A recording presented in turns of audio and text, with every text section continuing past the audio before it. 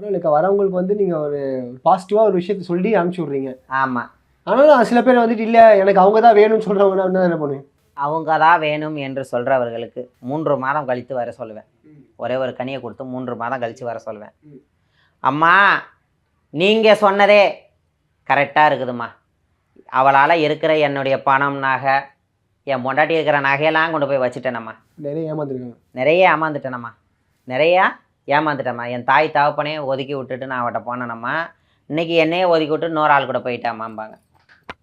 அதே மாதிரி ஆணும் அந்த தவறுகளை தான் செய்கிறாங்க. வந்துருக்காங்களா அது மாதிரி? ஆணுக்கும் வந்திருக்கிறாங்க என்கிட்ட.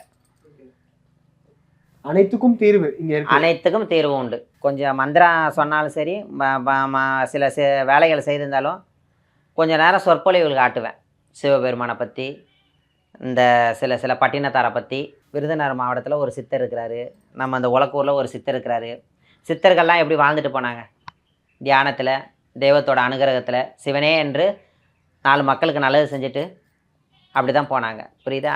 அந்த வழியில் தான் நாங்களும் போயிட்டுருக்குறோம். நான் போயிட்டுருக்கிறேன். ஓகே. மற்றவங்களை பற்றி எப்படின்னு தெரியல. மற்றவங்கள பற்றி எனக்கு எப்படின்னு தெரியல. மற்றவங்கள பற்றி நான் பேசவும் விரும்பலை.